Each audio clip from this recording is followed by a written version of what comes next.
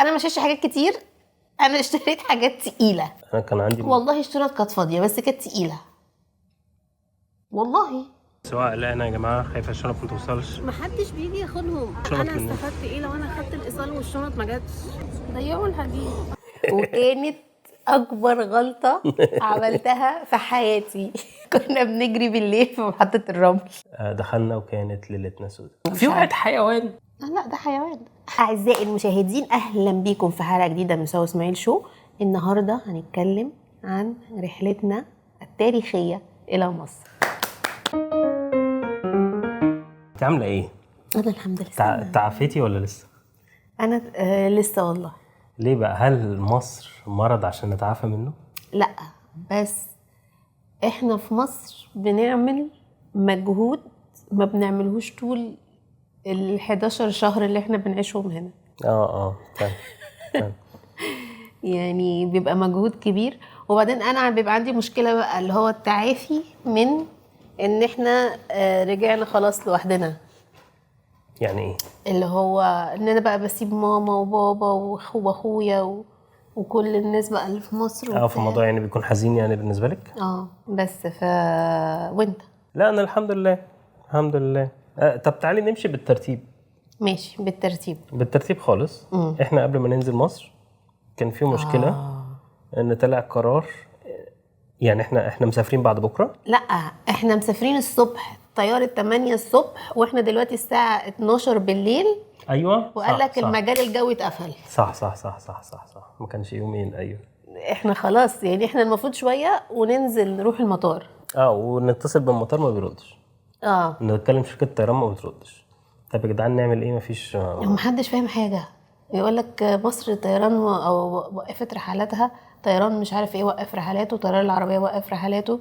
احنا كنا في نص الشنط بقى في المرحله دي. يعني احنا كان فاضل حاجات نحطها في الشنط يعني. بس يعني بس يعني كنا مش عارفين دلوقتي هل نقفل الشنط ولا لا. يعني احنا وابتدى بقى مثلا بسام يكلمني وخالتي تكلمني على اساس ان خلاص احنا مش جايين، يعني عشان المجال الجوي اتقفل، يعني الطياره بكره الصبح. في الاخر لما عرفت توصل لشركه الطيران ردت عليا الراجل قال لي بص احنا ما جالناش اي تعليمات ان احنا نقول لكم اي حاجه. فتعالى المطار، تعالى وشوف ايه اللي هيحصل. ففضلنا صاحيين بقى لحد ما عدت الطياره، قفلنا الشنط. فاضل ساعه او اقل من ساعه وننزل. ولسه ما قفلناش الشنط، فاضل حاجات بسيطه. بس احنا كنا في توتر كده الكام ساعه اللي فاتت عشان ما كناش عارفين هنسافر ولا مش هنسافر، الطياره هتلغي ولا مش هتلغي، عشان موضوع المجال الجوي وايران وبتاع. بلاي ستيشن مخبيهن، مش مخبيه من حاجه يعني، بس عشان ما يتكسرش فحطه جوه مصليه. خلاص نقفل السوست دي. لا استنى، نسيت احط ده. طبعا حاططهولي على الوش عشان يتكسر عادي. ده مش على الوش، ده هيبقى في ظهره، في ظهر الجزم. احنا عايزين نوزن الشنطه دي. هوبا يا لهوي 25 وشويه، ما ينفعش. احنا عندنا شويه حاجات من هنا حطيناها هنا، دي كده يعني وزنها مش هيعدي عشان احنا يعني المفروض كل شنطه 23 كيلو يعني، فعادي. بس عايزين نوزن تاني.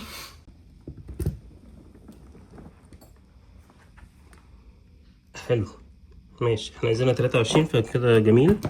نتأكد بقى من التانية.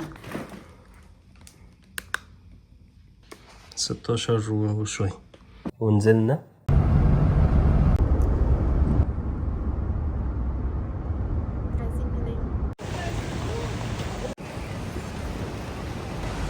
احنا دلوقتي داخلين المطار. معانا الراجل اللي بيصورنا اللي اجرناه، واخد فلوس كتير قوي لانه هيضطر يسافر معانا لحد هناك. احنا حاجزين حجزنا له تذكرة.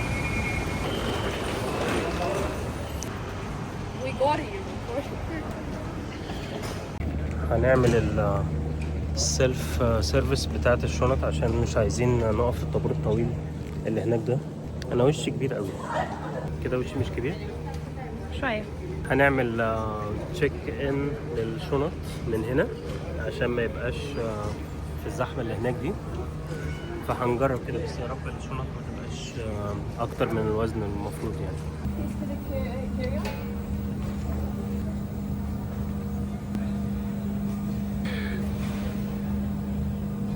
باسبوش Alles ist gut. Ich will schon nur Pass auf Dinge.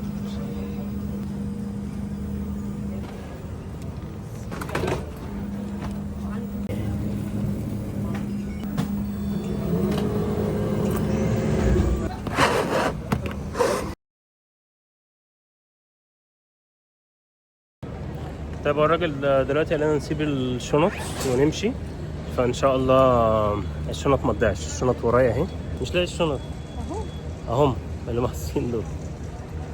ده علي، ده مالناش دعوه بيه. سواء قلقنا يا جماعه، خايفه الشنط ما توصلش. محدش بيجي ياخدهم. ما هياخدوهم، ايه المشكله؟ اصل هم سايبينهم بعيد عن يعني الناس اللي كانوا قبلنا كانت الشنط بتاعتهم جنب الست اللي هي اللي كانت بتطبع الورق. فاحنا شنطنا بعيد، فالراجل مش هيجي ياخدهم. هيجي ياخدهم. احنا خدنا ايصال ان هم استلموا الورق الشنط انا مننا. استفدت ايه لو انا خدت الايصال والشنط ما جاتش؟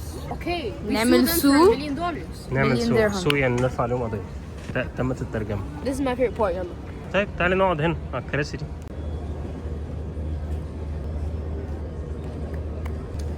ماما نعمل لهم سوق بجد، والله بجد.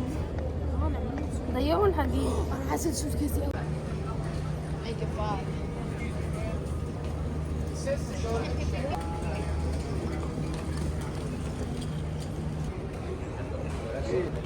المشكلة هي خلاص قلت لهم عايزين الشنط، عايزين نتأكد ان الشنط راحت، فقال لي امشي وراه.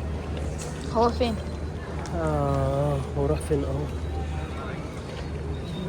كده مش ماشي وراه، ماشي قدامه. انا مستنيه بس هو تقريبا هيمشي كده.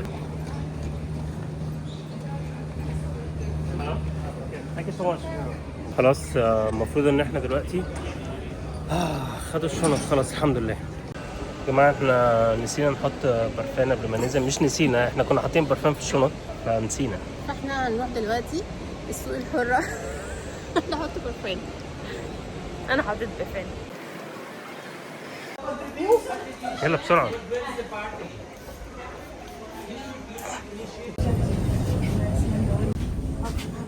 طبعا الناس دلوقتي بتقول عليا فلاح عشان بصور مدخل الطياره، بس عادي. انت واحد بتروح حته في الفندق.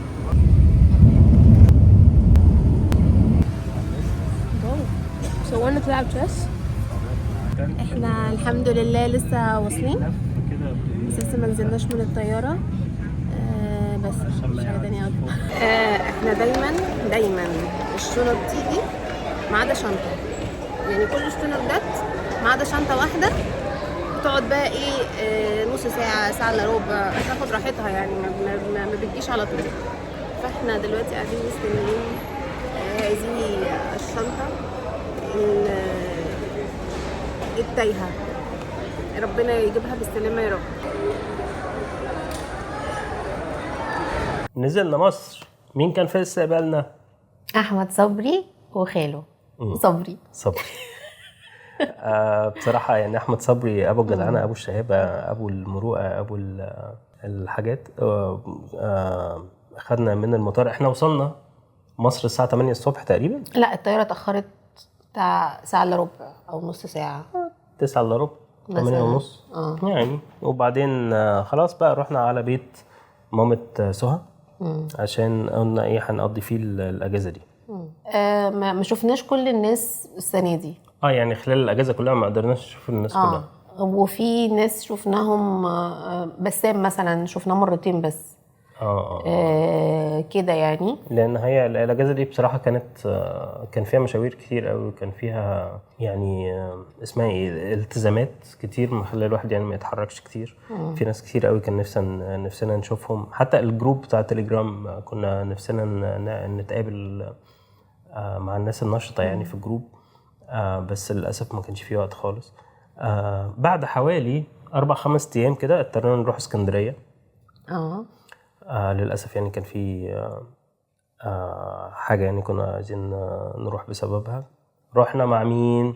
مع احمد صبري. في عربيه مين؟ احمد صبري. وكانت اكبر غلطه عملتها في حياتي. والله الراجل جدع يعني. هو الراجل جدع بس عربيته مش جدع. عربيته مش جدع. كان في مشكله في انها بتسخن. فاكرين الايام اللي هي كانت حر قوي؟ هي الايام دي واحنا اضطرينا نطفي التكييف في العربيه. يعني احنا دلوقتي راجعين الساعه 2 الظهر على مصر اسكندريه وقافلين التكييف فاتحين الشبابيك وانا قاعده على الكنبه اللي ورا. بس لما سافرنا كان بالليل. كان بالليل ما حسيناش ما بمشكله. حسيناش بمشكله لكن واحنا راجعين كان في الحر. طب تعالى نحكي ايه اللي حصل في اسكندريه نفسها بدل ما ننط على الرجوع يعني. اسكندريه يعني بصراحه كان الجو كان تحفه في اسكندريه غير القاهره تماما. صح. ده كان فرق فظيع. المكان اللي رحنا نقعد فيه هو كان لقيناه مش فاكر على بوكينج ولا اير بي ام بي. بوكينج. انت اللي حجزت. بس حلو قوي يعني. حلو جدا. فندق سعره كويس. هو مش فندق، بنسيون حاجه كده يعني. هو تقريبا واخدين كذا دور في عماره قديمه كده من عماير اسكندريه القديمه اللي على البحر. تحفه. جامد جدا يعني. هو الديكور من جوه حلو. العماره بقى بالاسانسير ده، عارفين الاسانسير اللي هو بتقفل باب خشب وبعدين هو من بره حديد. كان حلو قوي. هنكتب اسمه هنا اهو. هو مش اعلان بس عشان بصراحه كان عجبوني. يستاهل بصراحه. لو حد محتاج يروح اسكندريه بصراحه. ولو مش محتاج بقى يبقى الفندق فيه بيسين مش عارف ايه او يعني الحته دي كورنيش ما فيهاش بحر يعني نزول فيه بس كورنيش. لا اعتقد في نزول في الحته دي. لا ما فيهاش نزول. لا. الميزه كمان اللوكيشن كان حوالينا بقى كل المطاعم الحلوه والكافيهات ومش عارف ايه. قابلنا برضو مريم هناك بس ما كانش فيه فرصه يعني ان احنا نقعد مع بعض كتير. ورحنا مطعم بالليل لما كنا في حد بعت لنا ان احنا كنا بنجري بالليل في محطه الرمل. مش فاهم يعني ايه ابعت لحد اقول له انا شفتك بتجري بالليل. ليه ممكن بجري بالليل في محطه الرمل؟ احنا كنا تقريبا بنعدي الشارع وانا مرعوبه ان احنا نعدي مع ان الشارع كان فاضي. بس مع احترامي لكل الاسكندرانيه انا ما بثقش في الشوارع بتاعتكم. في السواقه فالشارع كان فاضي بس انا مين يعرف فانا بجري علشان الحق اعدي الشارع قبل ما حد يجي. صح. وبعدين اتقفشنا بقى في اللحظه دي. بس احنا كنا ساعتها رايحين مطعم كان اسمه ايه؟ هولمز. هولمز. احنا ما كناش رايحين له. احنا كنا بندور على مكان ناكل فيه. كانت الساعه اصلا الساعه كانت 12 ونص واحده تقريبا. لا متهيألي كانت داخله على 3 الفجر. هي دي مثلا كانت الساعه كام؟ 12 3 فكان متاخر يعني على 2 ونص 3 كده وما كناش لاقيين اي حد فاتح الا هولمز. وهولمز كان 3 الا ربع انا فاكر عشان هو كان بيقفل 3 وكانوا خلاص بيلموا. فدخلنا لقينا حد بيشتغل في مطعم اسمه باسم تقريبا وهو عرفنا وبتاع وسلم علينا وقلنا له عايزين اصغر سندوتش عندك عشان كنا خايفين ناكل وننام. عشان ما نصحاش بقى تعبانين وبتاع. فطلبنا سندوتشين كده صغيرين. بس في حاجه عجبتنا قوي في المطعم ده. الحيطه كده هما بيديك ورقه وقلم وبتكتب وبتلزق اللي انت كتبته ده على الحيطه. فاحنا كتبنا هناك حاجات للذكرى. واللي يعرف اللي يروح هناك المطعم بتاع هولمز اللي في محطه الرمل. يا احمد يا صبري. ويشوف النوتس اللي احنا كتبناها يتصور معاه ويبعت لنا الصور. وده مش اعلان برضو الهولمز. لا ماشي. كنت اتمنى يعني. وبعدين رحنا في حته كده حلوه تاني يوم الصبح على البحر. انت اشتغلت. احمد صبري ودانا كده ودانا كافيه هناك. انا كان عندي شغل ومعايا اللابتوب فقعدت اشتغل على البحر. كان مطعم برضو حلو قوي. مش فاكره اسمه ايه. مش فاكر. وقعدنا نتصور بقى هناك مش عارف ايه. وتصورنا مع بغبغان. كان في بغبغانين كده. ورجعنا كانت العربيه في الشمس. عربيه احمد صبري سودا. دخلنا وكانت ليلتنا سودا. لحد ما وصلنا القاهره بقى احنا ليلتنا سودا. احنا بنتسلق بقى يعني. عارف الفرخه اللي بتفضل يلفوها دي. عارف كمان المشكله ان الشبابيك ما كانتش بتفتح الا الشباك بتاعه هو. شباك احمد صبري بس اللي بيفتح يا بيه. انا الشباك بتاعي ما بيفتحش. الشبابيك ورا ما بتفتحش.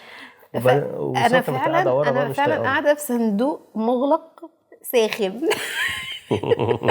بس برضه كتر خيره يعني الراجل. كتر خيره وكل حاجه، بس صلح عربيتك شكرا. نجيب له بقى عربيه جديده على حساب القناه. ماشي. اهداء الاستاذ احمد صبري ايوه ان شاء الله يجي لنا اعلانات. اجيب لك عربيه جديده. بعدها رجعنا كان في ايه تاني. رحنا اسماعيليه وعملنا فيديو من هناك. اسماعيليه في هناك مكان ما اسمه رحناش اسماعيليه يعني على الحدود كده. كان نفسنا. انا كان نفسي انا مم. بس كلكم فرهدتوا مني في نص اليوم. ليه بقى فرهدنا؟ عشان الجو كان حر. انتوا اكيد شفتوا الفيديو، شفتوا اللي حصل فينا يا جدعان. لو لا، ما شفتوش الجو حر الفيديو قوي. هنحط لكم اللينك بتاعه. روحوا شوفوه، انتوا هتعرفوا ايه اللي حصل بالظبط في اليوم ده. ماشي. بعد كده ابتدينا نخرج. رحنا العين السخنة. دي كانت حلوة قوي. العين السخنة كانت جميلة، مش العين السخنة نفسها، التجربة يعني. الفندق نفسه كان كويس، الأكل كان كويس. البحر عادي بصراحة. البحر عادي بصراحة. بس هي الميزة ان احنا كنا واخدين فيلا بالسويمنج بول بتاعها، فكان لينا برايفت بول فأي وقت يعني العيال في المية وبتاع مش قلقانين عليهم. يعني مرة العيال نزلوا بالليل كانت الساعة 12 واحدة براحتهم بالليل قاعد نزلوا المية. وكان في ايه تاني، كان برضو الاكتيفيتيز اللي في الفندق ده كانت حلوة. فندق اسمه كانكون، انا بس ما قلتش الاسم الفندق بتاع اسكندريه عشان مش فاكره، فهو اتكتب على الشاشة يعني. وبرضو ده مش اعلان لكانكون برضو مفيش اعلانات خالص يا جدعان من الاخر يعني. لو في اعلان والله هقول لكم. بس هو بصراحه هو اخويا اللي اقترحوا علينا كانكون، ان احنا السنه اللي فاتت كنا مرينا بتجربه سيئه جدا في مارينا، بورتو مارينا. فالسنه دي هو كان اقترح علينا ده وقال لنا ايه ان هو جربه قبل كده وكان حلو. صح. فلما رحنا بصراحه يعني احنا رحنا انا واخويا كانت الولاد بقى كلهم كانوا مع بعض، وفكره ان انت عندك بقى البول بتاعك ومش عارف ايه وبتاع، كانت معرفش هل هي اللي بس احنا اول يوم حصل مشكله في الفندق. ان احنا رحنا لقينا الفيلا اللي احنا حاجزينها فيها مشكله، الكهرباء او حاجه التكييفات فيها مش شغاله. فاول يوم ادونا اوضتين، يعني انا وهو اوضه والولاد اوضه في الفندق نفسه، والاوض بصراحه برضو كانت حلوه، ما كانتش اقل في اي حاجه من الفلل. صح. وبعدين تاني يوم ودونا علشان يصلحونا عشان احنا كنا زعلانين قوي. لا ما عوضونا هم. عوضونا، انا بقول عشان يصلحونا يعني. ادونا فيلا 3 اوض، احنا كنا حاجزين اوضتين، هم ادونا فيلا 3 اوض على البحر. صح. بس فنشكر طبعا اداره هذا الفندق اللذيذ. عايز اقول برضو ان احنا عملنا ايه تاني هناك. رحنا عملنا عيد ميلاد علي هناك. عملنا عيد ميلاد علي، وخالته عملت له تورتايه في البيت. عارفين بقى تورتات البيت، هي كانت طعمها شكلا وطعما بصراحه كانت حلوه جدا. يعني وهو انبسط علي وهو اللي قطع التورتايه. والله انا كنتش معاكم صح؟ لا انت كنتش معايا. اوكي. رحنا حجوجه. يا جماعه حجوجه ده حوار. ده مش اعلان برضو الحجوجه، اكيد من كلامنا هيبان ان هو مش اعلان يعني. بص اللي حصل ايه، ان احنا رحنا هناك. حجوجه ده مكان كبير قوي قوي قوي قوي قوي، انا ما كنتش اعرف. ماشي. والمكان الكبير قوي ده زحمه قوي قوي قوي قوي ما شاء الله يعني. وبعدين لما بتروح هناك يقول لك لا ويتنج. استنى نحكي لهم الحكايه من الاول.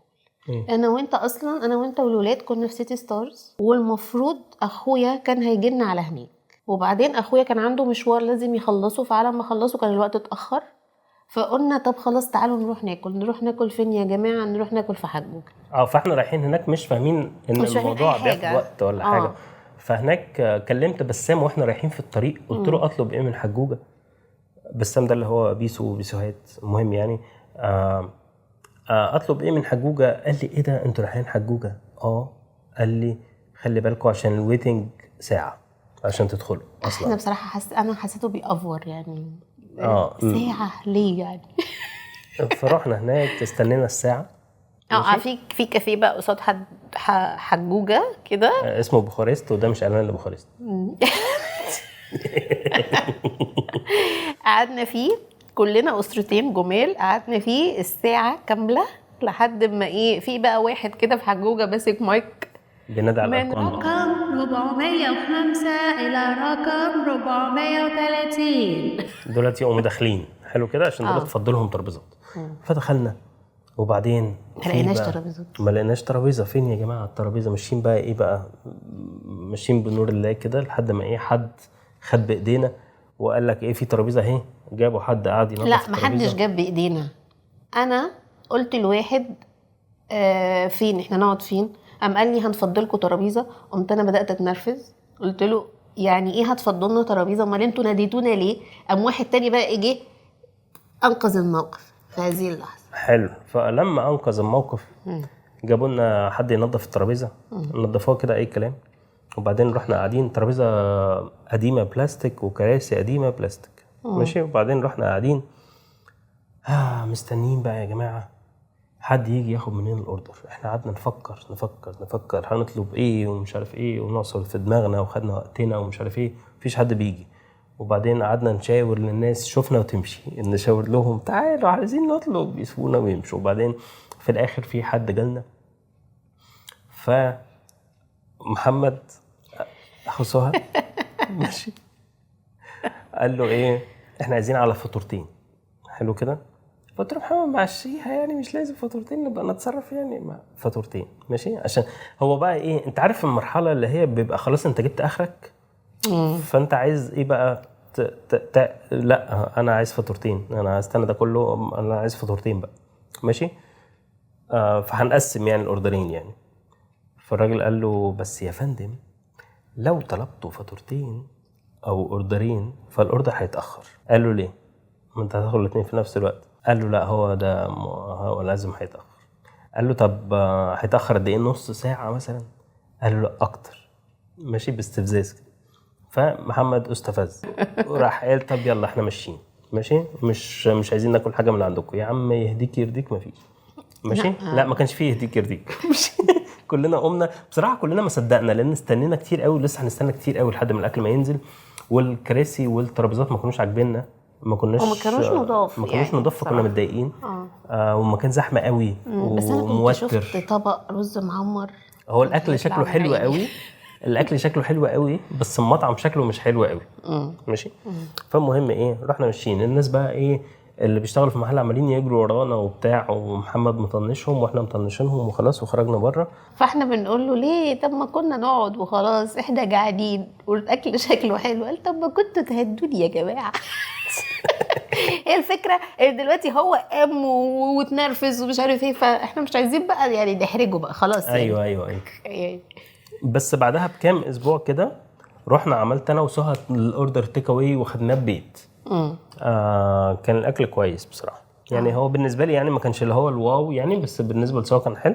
انا بالنسبه لي الرز المعمر كان حلو، الفته كانت حلوه، لحمتها مش حلوه بصراحه يعني. الكل عجبه الحمام ولكن انا ما عجبنيش الحمام. انا حسيته عادي. انا لحم الحمام طعمه ما عجبنيش والله، لكن الرز كان حلو. ما اعرفش بصراحه. ما اعرفش، حسيت ان في طعم كده ما عجبنيش. مش عارف ان انا احكم عليه دلوقتي، ان مش بدوق دلوقتي، بس ده اللي انا فاكراه يعني. في برضو دقنا حاجه اسمها منابل عمده، دي اللحمه كانت حلوه جدا والرز كان تحفه. صح. كانت يعني احنا لحمه ضاني كده في الفرن كانت حلوه. احنا مش بنحب الضاني بس دي كانت حلوه. يعني احنا جبنا مجموعه حاجات كلنا كلنا منها يعني. يعني يا ريتنا والله كنا صورنا حلقه في اللحظات دي بالحاجات اللي احنا طلبناها. احنا كان بقى طلبنا معظم الحاجات، وانت والعيال واخويا ومراته وعياله والساعه 2 بالليل. والساعه 2 بالليل. فتخيلوا بس احنا داخلين على الناس بالاكل الساعه 2 بالليل. لا معلش محدش هنصور يا جماعه، هنصور. في موقف محرج حصل معايا. كنا يعني انا وسهى وبسام وتوبه بنت بسام وفريده وعلي متجمعين في مكان، قاعدين مع بعض، مكان في مصر الجديده. وبعدين قمنا خلاص يعني حسبنا وقمنا وماشيين وبتاع. فايه كنت انا في هناك صيدليه فانا دخلتها، فعشان هم كانوا واقفين في حته كده. ففي لحظه كده احنا اتفرقنا. بسام كان واقف في حته رايح تقريبا في اتجاه الحمام ولا ايه معرفش، وانا واقف ناحيه الصيدليه، فانا شايف بسام من بعيد ماشي. وبعدين لقيت واحد واقف مع بسام، والواحد اللي واقف مع بسام ده بيكلم بسام، وبعدين بسام بيشاور له عليا. فانا قلت تلاقي ايه حد ايه بيسال عليا بقى، امال فين اخوك وكده. فرحت انا ايه كذوقيا مني، رحت مشيت لحد ايه بسام والراجل اللي معاه ده ماشي. فلقيتهم يعني وانا بقى في اتجاهي ليهم، هم بيتصوروا مع بعض وبتاع. فقلت قشطه يعني هيستنوني اتصور بقى كلهم ماشي. لقيت الواد مشي. انت مشيت ليه؟ خد ماشي. هو ماشي. قلت لبسام هو مشي ليه؟ قال لي بسام بقى عمال يضحك قوي يعني. قلت له في ايه يا ابني؟ قال لي اصل هو شافني قال لي هو انت بسوهات ولا اللي شبه بسوهات؟ قال انا بسوهات اللي شبه هناك اهو. راح متصور مع بسوهات ومشي. خلاص هو مش عايز الشبيه. موقف زباله بجد والله، موقف وحش قوي يعني. ازاي؟ طب اقف اتصور مع شبيه بسوهات يعني شبيه محمد صلاح. اوف خلاص يعني اصل عيب يعني. الناس ما بتفكرش ان ممكن الموضوع ده يحرج الناس ولا يعني ما اعرفش. برضو رحت للحلاق، كنت اول مره احلق في مصر بقى لي سنين. رحت للحلاق وبعدين في الاخر انا بقول له يفلفل لي شعري كده اهوت ماشي. فقال لي بص هفلفلك بس مش قوي عشان سنك. اللي انت قلته ده صح. فمش عارف ازاي الناس ما بتفكرش ان هم ممكن يحرجوا الناس يعني في هذه اللحظات الجميله. الواحد بيكون والله واخد باله من كل كلامه ان هو مش عايز يحرج الناس اللي حواليه، بس في ناس بترمي ناس كلام كده بترمي وخلاص. الكلام يمكن بتفكر فيه بعد ما بتقوله. في واحد حيوان ده هشتمه عادي في كومنت الاسبوع اللي فات بيقول هو ده بسوهات بعد 10 سنين ولا انا بتهيألي؟ لا ده حيوان. والله انا يعني حاولت التمس حسن النيه وابرر له اللي هو قاله ده، بس مفيش يعني. هو شايف ان انا اكبر من بسوهات ب10 سنين. طب يعني مش فاهم. طب يعني ما تاخد بالك من كلامك يعني. يعني قول هو ده بسوهات ولا حد شبهه مثلا، لكن يعني مش ترميها كده وتجري. انا كل سنه لما بنزل مصر بحب بقى اشتري من اللوكال براندز ومش عارف ايه وحاجتهم، اشتريت منهم حاجات كتير وعجبتني فعلا. بس انا لاحظت حاجه السنه دي ان اسعارهم بقى مبالغ فيها جدا. يعني دخلت فاكر المحل لما كنت انا وانت ومحمد قاعدين في كافيه بر، فمش فاكره اسم المحل يعني الحمد لله اللي مش فاكراه اللي كنت هقوله. المحل عنده يعني بنطلون وعليها تيشيرت كده شكلهم حلو خلاص. فاحنا دخلنا انا لقيت البنطلون لوحده ب4000. هو بنطلون ساده بيج كتان وتيشيرت ساده بيج نفس هو زي طقم مع بعض بس الاثنين بيج كتان. ده ب4000 وده ب3000 اللي هو ايه ده يعني ايه؟ ايه اللي يعني الاسعار دي مش موجوده هنا. ايه موجوده بس في البراندات يعني بنت اللذينه. مش اي حد بيقدر يقرب من هناك يعني.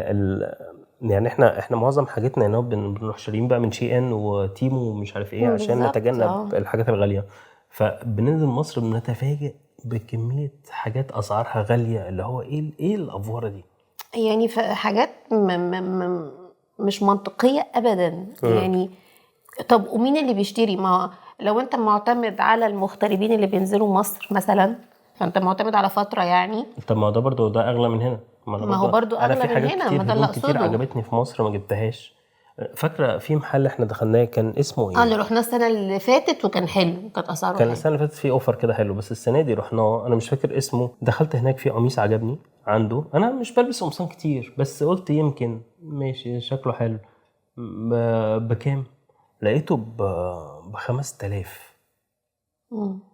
5000 دي حسبتها لقيتها مش فاكر بكام درهم مثلا، هيطلع حوالي مثلا 400 وشويه حاجة. درهم، اللي هو ليه انا اعمل كده يعني. فبصراحه فمشيت يعني. فانا مش عارفه هم هدفهم ايه يعني. هم مفروض ان الناس بتشجعهم ومش عارف ايه وعايزين نشوف صناعه كويسه. فليه الافوره يعني. تقريبا برضه عشان ما اعرفش بيستغلوا ان الناس مقاطعه ولا في ايه. هم بيستغلوا المقاطعه اوكي، بس برضه مش للدرجه دي. ما هو انا مثلا يعني معرفش يعني، بس انا مثلا ما اشتريتش يعني. انا كان في حاجات كتير عجبتني بس ما اشتريتهاش. هروح مثلا اشتري من شي هروح يعني فاهم. مش هقف عليهم. هي اللي انا اقصده ان هم ماشي، هم معتمدين على المقاطعه. بس عادي يعني ممكن يطلع غيرهم، او يا سيدي المحلات العاديه خالص اللي في روكسي او اللي معرفش. اكيد في اماكن تانية في مصر ممكن الناس تشتري منها غير المحلات اللي فجأة نطت بس برضو المبالغه برضو في اسعار الشقق. ده ايه يعني انا مش فاهم، ومش فاهم الناس اللي بتشتري شقق في مصر دلوقتي يا جماعه. يعني ما هو بالاسعار دي ما انا اروح اشتري حاجه في اوروبا وكام سنه وهاخد باسبور يعني. بصراحه يعني حاسس ان لازم حاجه توقف الموضوع ده، لان الموضوع الاسعار زايده في موضوع الشقق ده بالذات. الاسعار زايده كده وما بتنزلش خالص. والموضوع مش فاهم رايح فين يعني. لازم يكون في حاجه يعني، لازم يكون في حل للموضوع ده. كان نفسنا برضو في ديستريكت 5 كان نفسنا نروحه. كان في كذا محل حنان صاحبتنا قالت لنا عليهم بتوع اكل. كانوا بيعملوا حاجات حلوه. او انت كنت عايزه تروحي النزهه؟ كان نفسي قوي اروح النزهه. النزهه الجديده في الشارع ده اللي هو فيه حاجات بتتباع ده. اشتريت منهم دول السنه اللي فاتت. بس رحنا مقطم. انا كنت اول مره اروح مقطم. وانا رحنا قعدنا في كافيه كده هناك بيبص على التراب. فيو تحفه. هو يعني هي منى صاحبتنا اللي قالت لنا يعني على الكافيه ده. فاحنا رحنا. فانا اول ما دخلت انا لاحظت الفيو يعني، فسكت. بس الولاد بقى مش فاهمين. فمنى قالت لهم يعني بصراحه كانت تجربه جميله. رحنا برضو الملاهي كانت لطيفة بس بعيده قوي يعني. هي بعيدة جدا. يمكن بعيدة عننا احنا، بس هي بعيد يعني. بس هي يعني حلوة. مش الولاد بعيده عن مين؟ انبسطوا. بعيده عن كل الناس. اللي مش بعيدة مثلا لو في التجمع يعني. بس لطيفة يعني مش وحشة. بس وبعدين بقى جات مشكلة يوم السفر ان اسماعيل راح يشتري شنطة. يا جدعان تقفيل الشنط يا جدعان، الله يخرب بيت تقفيل الشنط. انا بكره الشنط. والله انا ما اشتريتش حاجات كتير. ماشي. انا ما اشتريتش حاجات كتير. انا اشتريت حاجات تقيلة. لا وحاجات كتير والله تقيلة يا جدعان. توابل يا جدعان، توابل في نص شنطه توابل. هي مش واخده وزن بس واخده مساحه من الشنطه. دي مش حاجات تقيله صح؟ ماشي دي مش حاجات تقيلة. دي حاجات كتير. دي ما هي توابل. انا ما بحبش. انا بحب الفلفل الاسود بتاع مصر، كمون وكزبره بتوع مصر خلاص. وماما بتعمل لي 7 بهارات. دول واخدين نص شنطه. ما هي بقى 7 بهارات كل بهاره لوحدها. لا هي حطيتهم على بعض، بس ال7 بهارات اللي اشتريتهم هي ادتني الباقي. كل بهاره لوحدها. كل بهاره لوحدها. خلاص. اشتريت بقى انا حاجات بتاعت سكين كير من مصر، لان في حاجات كتيره جدا حلوه في مصر انا جربتها قبل كده. فاشتريتك الحاجات كتير جدا الحلوه. لا والله انا اشتريت حاجات. اللي كملي الشنط يا جدعان. الشنط ما كانتش مليانه. الشنط المهم كانت يعني فاضيه. احنا جايين راجعين ب7 شنط حلوين كده اهو. والشنط دي انا كان عندي والله الشنط كانت فاضيه بس كانت تقيله والله. احنا وزنينهم ايوه ما بقول لك كانت فاضيه يعني. الشنط يعني فيها فاضية؟ يعني فيها سبيس ان احنا نحط حاجات كتير.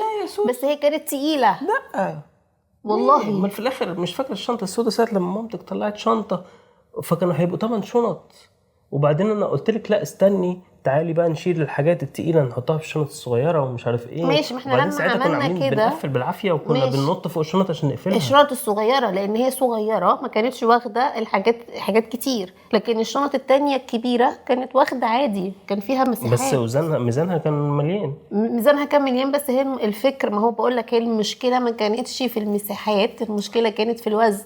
ساعة وهي زعلانة بيكون شكلها كده. لا ما بتضحكش كده، هي عارفة ان هي بتتصور دلوقتي فبتضحك. زعلانة ليه؟ مين مزعلك؟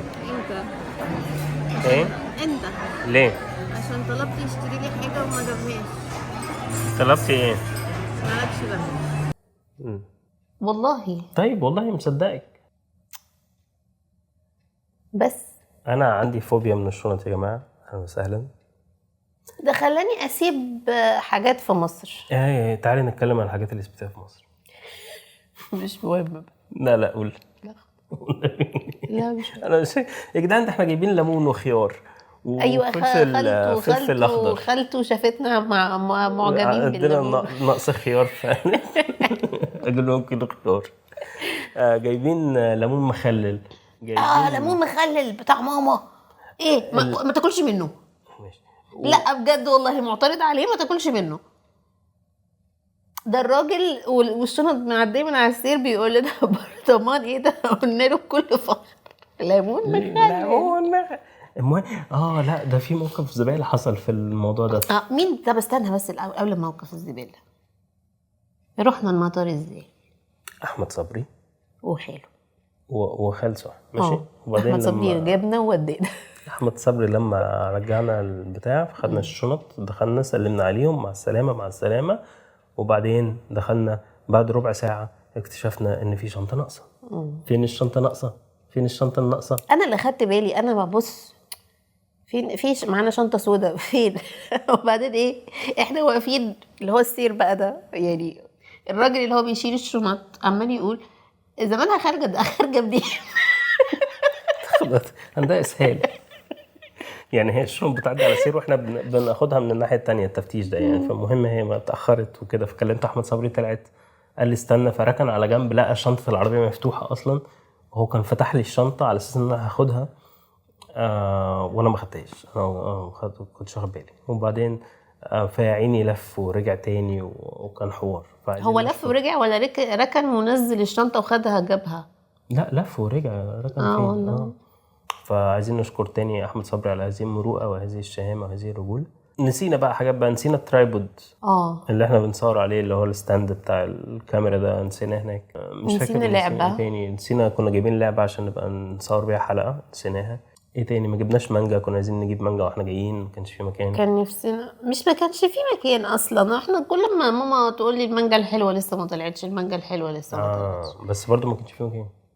حتى لو كانت المانجا الحلوه طلعت ما كناش هنعرف والله سوس. ما احنا كنا قايلين هنجيب مانجا خضراء عشان تستوي هنا براحتها، بس ما كانش في مكان عندنا. بس وجبنا سناكس بقى عشان نعمل حلقه مع الولاد، مع فريده وعلي. شفتوا الحلقه اللي هم اختاروا لنا سناكس واحنا قعدنا نريفيو؟ هيبقى العكس بقى المره دي، يعني جبنا لهم السناكس اللي احنا كنا بنحبها زمان في مصر او اللي لسه جديده في مصر بس حاجه مصريه عشان هم يجربوها دلوقتي ويقيموها. اي حلقه اتكلمنا عنها هتلاقوا اللينك بتاعها في الديسكريبشن بوكس لو حابين تشوفوها. ما تيجي نعمل كلمه سر. نسيت اتكلم عن الرادارات. الرادارات يا جماعه في مصر بقت نشطه قوي يعني، بصراحه بقت صاحيه وفعاله وانا دفعت مخالفات كتير قوي. وبعدين تلاقي الرادار واقف لي تحت الكوبري كده عن مستنيني بقى وحاطط الجلابيه في سنينه. ببقى متخيله كده يعني. بس يعني اتصورنا في الرادار. انا حاولت والله اخلع من الموضوع ده، بس لا اتصورت كتير ومخالفات كتير والموضوع بصراحه صعب قوي. خلي بالكم يا اولاد عشان ما تاخدوش مخالفات وامشوا على السرعه اللي هي 60 في معظم. وماما كانت بتقول ان في رادار في نزله كوبري على 40 مش 60.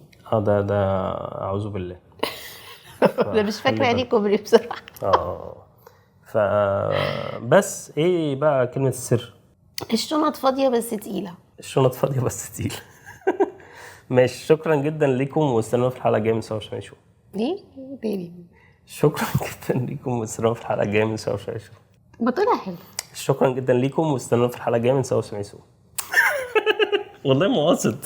شكرا جدا ليكم واستنونا في الحلقه الجايه من سوا اسماعيل شو. لو الفيديو ده نزل يبقى احنا وصلنا بالسلامه.